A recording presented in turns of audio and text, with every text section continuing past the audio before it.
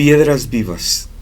Así nos llama el apóstol Pedro a los cristianos en su primera carta a los expatriados en el Ponto, Galacia, Bitinia, Asia, Capadocia. La primera carta, en el capítulo 2, dice así: desechando pues toda malicia, todo engaño, hipocresía, envidias y todas las detracciones, desead como niños recién nacidos la leche espiritual no adulterada, para que por ella crezcáis para salvación, si es que habéis gustado la benignidad del Señor. Con otras palabras, siendo que han sido purificados ustedes por el Espíritu Santo, es necesario desechar todo lo malo, todo lo que se opone a que tú camines como a Dios le agrada. Bueno, las cosas que te hacen daño a ti y que hacen daño a otros también. Debemos ser conscientes, dentro de nosotros mismos hay cosas que aún a nosotros nos hacen daño, hay que tener cuidado. El Señor Jesús lo dijo, que no lo que entraba al hombre lo contaminaba, sino lo que salía. Y lo que sale es del buen tesoro o del mal tesoro que tenemos en nuestros corazones. Bueno, habiendo nacido de nuevo, hay que, como un recién nacido, desear el alimento para crecer. Es el estado normal o natural del creyente, del recién nacido. Tiene hambre y busca alimentarse con la palabra de Dios. Y esta palabra sirve para, dice el apóstol Pedro, crecer para salvación. Si pensamos en términos de vida eterna, de nacer de nuevo, pareciera que se contraponen las palabras salvación, porque el mensaje evangélico es que cree en el Señor Jesucristo y será salvo.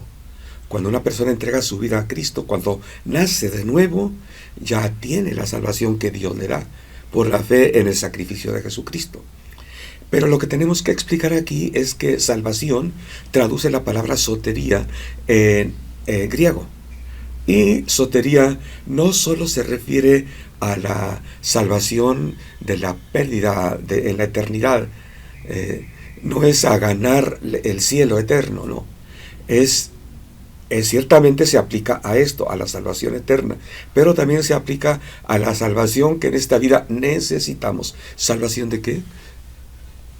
De las enfermedades del siglo XXI, del estrés, del aturdimiento, de la incredulidad, de la incertidumbre, de la inseguridad, de la insatisfacción interna, de la confusión. De todo eso necesitamos ser salvos. Y es a lo que se refiere el apóstol Pedro. Hemos de crecer para salvación. Bueno, salvación entonces dijimos que es ser libre de tantas cosas que nos perjudican en la vida diaria.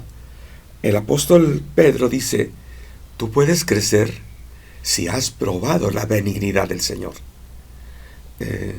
Es el supuesto de que Pedro está escribiendo a cristianos que ya probaron la benignidad del Señor.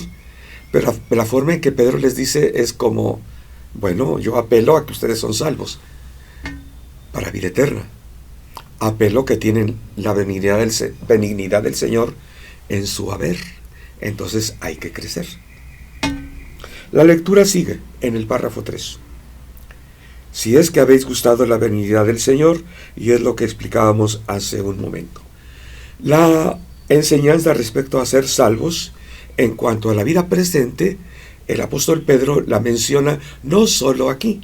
Por ejemplo, 1 de Pedro 1, 8 y 9, dice: a quien amáis sin haber visto, en quien creyendo, aunque ahora no lo veáis, os alegráis con gozo inefable y glorioso, obteniendo el fin de vuestra fe, que es la salvación de vuestras almas. Primeramente Pedro ha dicho para que crezcáis para salvación. Y ahora aquí en el párrafo 9 dice que obteniendo el fin de nuestra fe, que es la salvación de nuestras almas. Entonces salvación aplica tanto a vida eterna como a que nuestras almas, nuestros pensamientos, nuestras emociones estén ubicadas en lo que Dios quiere.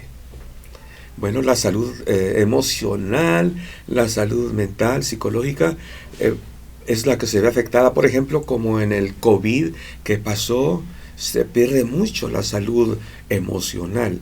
Se saturaron las consultas, la búsqueda de consultas a los psicólogos. Bueno, es lo que obtenemos cuando estamos alimentándonos con la palabra, en comunión con el Señor.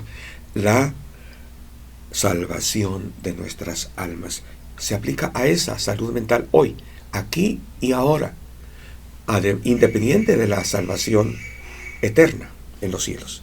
Bien, acercándonos a Él. Esta es la manera en que crecemos para salvación. Acercándonos a Él, a Jesucristo, piedra viva, desechada ciertamente por los hombres, mas para Dios escogida y preciosa. Vosotros también, como piedras vivas, sed edificados como casa espiritual y sacerdocio santo, para ofrecer sacrificios espirituales aceptables a Dios por medio de Jesucristo. Puedes crecer acercándose a Jesús. La Biblia dice acercándoos. Esa es una forma verbal que se llama gerundio. Es una acción que se hace, que de la que se habla, que todavía se está desarrollando, está todavía presente. Pero se ha hecho también al mismo tiempo o previamente otra cosa. ¿Qué es lo que hicimos? Alimentarnos con la palabra, desechando toda malicia, acercándonos. También de otra manera podemos pensarlo. Al alejarnos de la malicia, al alimentarnos con la palabra, estamos automáticamente acercándonos a Jesucristo. Piedra viva. Bueno, en esencia, este capítulo 2 de Pedro, él nos presenta dos ideas, dos opciones. O podemos vivir en el engaño, en la hipocresía, envidia, malicia, o podemos ser edificados para ser un edificio santo, como piedras vivas que somos edificadas. Este edificio espiritual que dice el apóstol Pedro debemos llegar a ser el conjunto de cristianos, se edifica de la siguiente manera. Primeramente se pone el fundamento, que es Jesucristo, y después se edifican encima, sobre este fundamento, piedras vivas, que somos nosotros, y sigue un continuo sobre edificar. Piedras vivas. Bueno, ser edificados nos da la idea de que nosotros estamos de una manera pasiva recibiendo la acción de alguien más, siendo edificados. Es Dios el que desde los cielos obra colocándonos, nos guía, nos conduce para que obtengamos la salvación, nos guía, nos establece para que seamos edificados. Y ya después nosotros podemos agregar a ello. Voy a leer dos versículos, Efesios 4:11, que nos hablan de la obra que Dios hace en nosotros. Cómo es que nosotros, hasta cierto punto, en este aspecto, somos pasivos. Efesios 4:11 dice, refiriéndose a Jesús, y Él mismo constituyó a unos apóstoles, a otros profetas, a otros evangelistas, a otros pastores y maestros. Y 1 Corintios 12:28 dice, y a unos puso Dios en la iglesia, primeramente apóstoles, luego profetas, lo tercero maestros, luego los que hacen milagros, después los que sanan, los que ayudan, los que administran, los que tienen don de lenguas. Algunos hermanos están dispuestos a colaborar, a trabajar, siempre y cuando las cosas se hagan como ellos quieren, como ellos prefieren. Yo les ayudo a pintar, pero si yo escojo el color. Yo coopero para la comida, pero si yo decido qué es lo que vamos a comer. Yo voy, pero si escojo el lugar a donde vamos a vacacionar. Eso no debe ocurrir en la iglesia. Debemos ser edificados. No nos edificamos nosotros mismos, somos edificados. Bueno, el apóstol Pablo lo dice en un pasaje. Yo como perito arquitecto puse el fundamento. Luego otro edifica encima. Pero ve a cada uno cómo sobre edifica. Dios ha querido de esta manera. Nosotros solos no llegamos al conocimiento de la verdad. Nos lo comunica alguien que ya lo conocía, alguien que ya había hecho propio el mensaje del Evangelio. Nos comparte lo que ya experimentó. Luego, para seguir creciendo en la vida cristiana, recibimos enseñanza de los maestros, que ya han aprendido de otros maestros, y ahora nos enseñan a nosotros. Hasta cierto punto somos pasivos. Llegará el momento en que vamos a compartir. Cada quien, según lo que ha recibido, ministre a los demás esos dones que Dios le ha dado, dice el apóstol Pedro. Pero es una secuela. Recibimos de otros, seguimos recibiendo de otros, y después nosotros damos a los que vienen tras de nosotros. Bueno, Mateo capítulo 16 nos narra un pasaje cuando Jesús pregunta a sus apóstoles qué dice la gente acerca de su persona. ¿Quién dicen que soy yo? Le refirieron. Unos dicen que eres Juan el Bautista, otros dicen que eres Elías, otros dicen que algún otro profeta. Jesús les pregunta, ¿y ustedes quién dicen que soy yo? El apóstol Pedro, de esos que eran prontos para contestar, dice, tú eres el Cristo, el Hijo del Dios viviente. Entonces Jesús les dice, bienaventurado eres, Simón, hijo de Jonás, porque no te lo reveló sangre ni carne, sino mi Padre que está en los cielos. Y yo te digo a ti que tú eres Cefas, y sobre esta roca edificaré mi iglesia, y las puertas del infierno no prevalecerán contra ella. ¿Quién mejor que Pedro para explicarnos eso de que somos piedras vivas?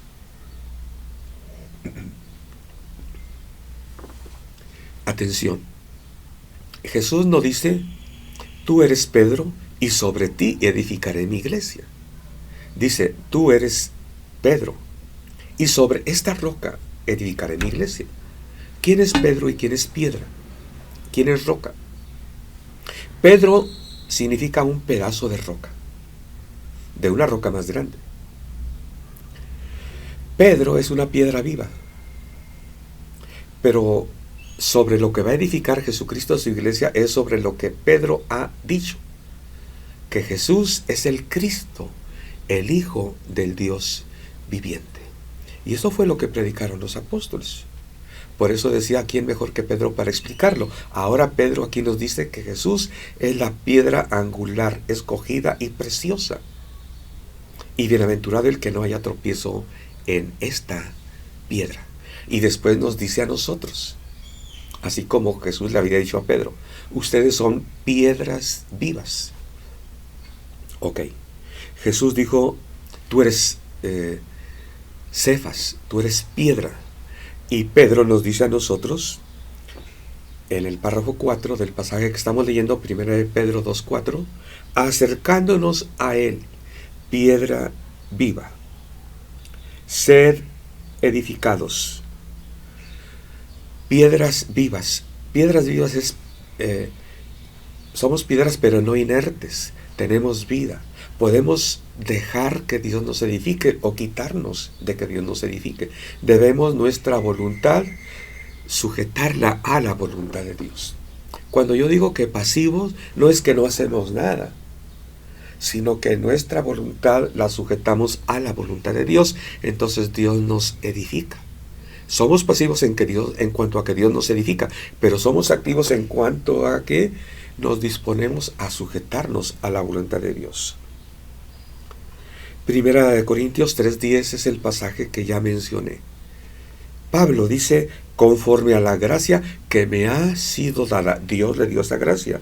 Él, dice Pablo, yo como perito arquitecto, y no se mide en las palabras, o quiero decir, las calcula muy bien, es un perito arquitecto. Él sabe cómo debe construirse la iglesia del Señor. Él pone el fundamento que es Jesucristo, la piedra angular, que Pedro dice escogida y preciosa. Luego otro edifica. Los maestros en la iglesia, el pastor en la iglesia enseñan la palabra. Eso es edificar sobre este cristiano que se ha agregado al cuerpo de creyentes. conforme va creciendo en la vida cristiana, el creyente puede ahora sobreedificar sobre lo que ya tiene. Agrega, como el mismo Pedro dice, agregad a vuestro conocimiento virtud, a la virtud dominio propio, etcétera, etcétera. Es Pedro el que nos sigue hablando de este crecimiento que el cristiano debe tener en la iglesia. Efesios 4:11 dice: Jesucristo él mismo constituyó a unos apóstoles, a otros profetas, a otros evangelistas, a otros pastores y maestros, a fin de perfeccionar a los santos para la obra del ministerio, para la edificación del cuerpo de Cristo. El cuerpo se edifica, se construye, se hace más grande cuando Dios coloca a uno aquí, a otro allá y a otro allá. Son ministerios que se van a ejercer para el perfeccionamiento del cuerpo de Cristo, para que el cuerpo de creyentes sea preparado para ejercer el ministerio. Creo que es muy claro y se conjugan las enseñanzas de Pedro y Pablo. Dice el versículo 5 del pasaje que estamos considerando, Primera de Pedro, capítulo 2. Que somos edificados para ofrecer sacrificios espirituales aceptables a Dios por medio de Jesucristo. Bueno, en un templo hecho con materiales, se efectuaban en el templo, en el tabernáculo, sacrificios de animales o de vegetales. Pero este templo de que habla Pedro, un templo espiritual compuesto con piedras vivas, es para efectuar sacrificios espirituales. ¿Cuáles son estos sacrificios espirituales? Es cuando las personas se rinden a Dios, se ofrecen a Dios, como dice la palabra, en sacrificio vivo. No es para morir, pero es para sacrificar al yo, la carne, para renunciar a lo que me perjudica, para vivir una vida que agrada a Dios. Ese es un sacrificio espiritual y es lo que sucede cuando las personas llegan al cuerpo de creyentes, entregan su vida al Señor. Un cristiano, un creyente nuevo, entrega su vida al Señor, es un sacrificio espiritual y luego es edificado por los que se han anticipado a Él en el conocimiento del Evangelio. En su tiempo, cuando Él va a crecer, Él mismo llega a ser también maestro. No tiene que estar siempre aprendiendo, sigue aprendiendo, pero ahora puede también enseñar. Bueno, dice el apóstol Pedro en el versículo 11 de Primera de Pedro capítulo 2. Pedro no quita el dedo del renglón. Pedro está hablando a los creyentes expatriados y les habla de esa gran verdad. Vamos a verla. Párrafo 11. Amados, yo os ruego, como a extranjeros y peregrinos, que os abstengáis de los deseos carnales que batallan contra el alma, manteniendo buena vuestra manera de vivir entre los gentiles, para que lo que murmuran de vosotros como de malhechores glorifiquen a Dios el día de la visitación al considerar vuestras buenas obras. El día de la visitación es la segunda venida del Señor Jesucristo. El apóstol Pedro les está recordando algo. Ciertamente son extranjeros y peregrinos. Pero el apóstol Pedro y el apóstol Pablo nos presentan a los cristianos, aunque vivamos en la tierra donde nacimos, aunque estemos en nuestra patria, nos presentan a los cristianos como peregrinos, como extranjeros. Dice la palabra, nuestra ciudadanía está en los cielos. De manera que estos expatriados en el Ponto, Galacia, Capadocia, Asia y Bitinia no tienen por qué sentirse mal porque están expatriados. Por ese puro hecho, ciertamente están tristes, lejos de los suyos, pero tienen que recordar que estén donde estén, siempre serán extranjeros y peregrinos. Es por eso que Pedro les dice, absténganse de esos deseos carnales que batallan contra el alma. Pongan la mira en las cosas celestiales, espirituales, porque en realidad no somos ciudadanos de mundo, de este reino, de este imperio, de este país. Nuestra ciudadanía está en los cielos. Que Dios te bendiga. Ojalá que sea tu experiencia considerarte así, como ciudadano de la patria celestial. Si no estás muy seguro de ello, sigue estudiando la carta del apóstol Pedro. Síguenos en nuestro canal, Extensión Ministerios Filadelfia, llegando hasta donde Dios nos lleve.